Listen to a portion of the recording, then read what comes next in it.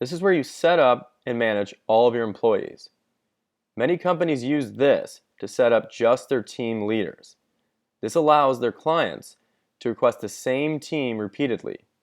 Others set up a cleaner with their company logo and name and let the clients generically request bookings.